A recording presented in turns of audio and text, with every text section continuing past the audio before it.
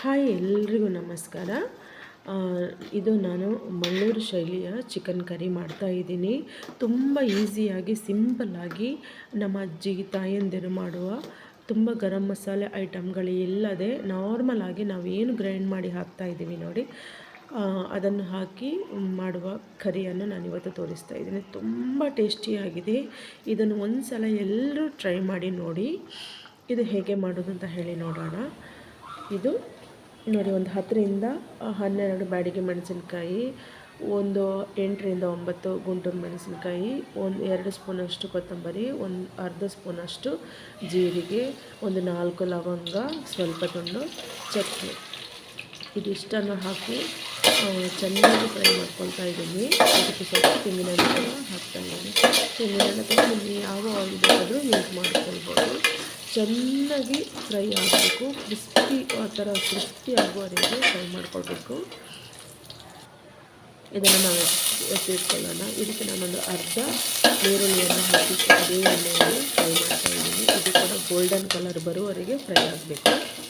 ನೋಡಿ, ಇವಾಗ ಇದು ಕೂಡ ರೆಡಿಯಾಗಿದೆ. ಇದನ್ನು ಕೂಡ ನಾವು ಅದೇ ಮಿಕ್ಸಿ ಜಾರಿಗೆ ಹಾಕೋಣ. ಇನ್ನು ನಾನು ಇಲ್ಲೊಂದು ಅರ್ಧ ಗಡಿಯಷ್ಟು ತೆಂಗಿನ ತುರಿ ತಗೊಂಡಿದ್ದೀನಿ.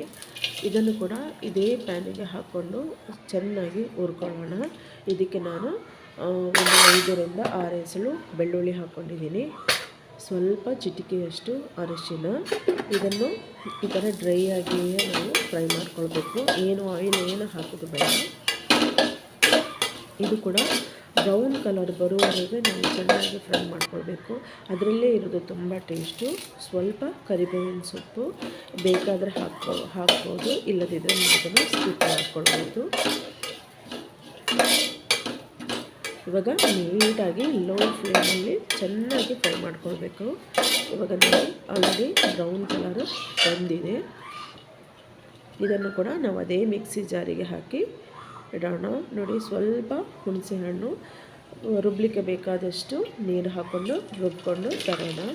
ಇವಾಗ ನಾನು ಅದೇ ಪಾತ್ರೆಗೆ ಸ್ವಲ್ಪ ತೆಂಗಿನೆಣ್ಣೆ, ಒಂದು ದೊಡ್ಡ ಗಾತ್ರದ ಈರುಳ್ಳಿ, ಆಮೇಲೆ ಸ್ವಲ್ಪ ಕರಿಬೇವಿನ ಸೊಪ್ಪು ಹಾಕೊಂಡು ಚೆನ್ನಾಗಿ ಫ್ರೈ ಮಾಡ್ತಾಯಿದ್ದೀನಿ. ಇದಕ್ಕೆ ನಾವು ಏನು ತೊಳೆದಿಟ್ಕೊಂಡ ಚಿಕನ್ ಇದೆ ನೋಡಿ, ಅದನ್ನು ಹಾಕಬೇಕು.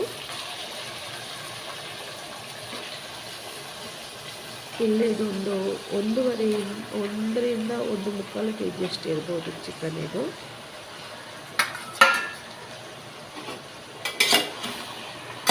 ಇದನ್ನು ನೀಟಾಗಿ ಮಿಕ್ಸ್ ಮಾಡೋಣ.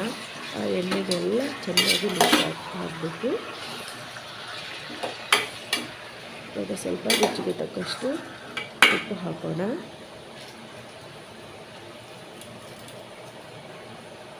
ಇವಾಗ ಒಂದು ಸಲ ಚೆನ್ನಾಗಿ ಮಿಕ್ಸ್ ಮಾಡೋಣ.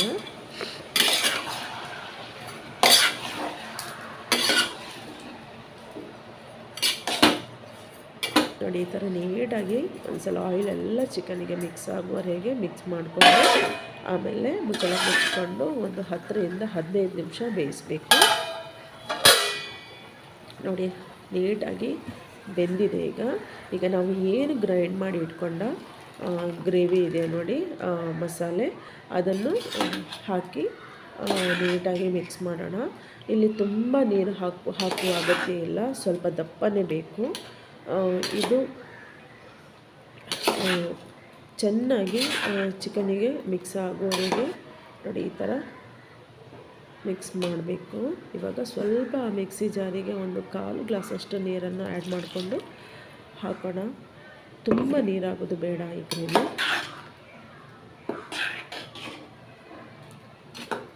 ನೋಡಿ, ಇವಾಗ ಕರೆಕ್ಟಾಗಿದೆ.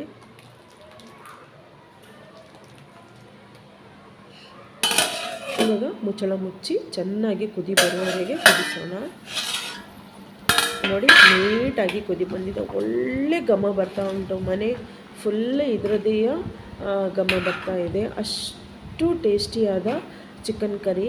ಎಲ್ಲರೂ ಮಂಗಳೂರವರಿಗೆ ಎಲ್ರಿಗೂ ಗೊತ್ತಿರುತ್ತೆ ಅಲ್ವಾ ನಮ್ಮ ಚಿಕನ್ ಕರಿ ಯಾವ ನಮ್ಮನೆ ಟೇಸ್ಟು ಅಂತ ಹೇಳ್ಕೊಂಡು.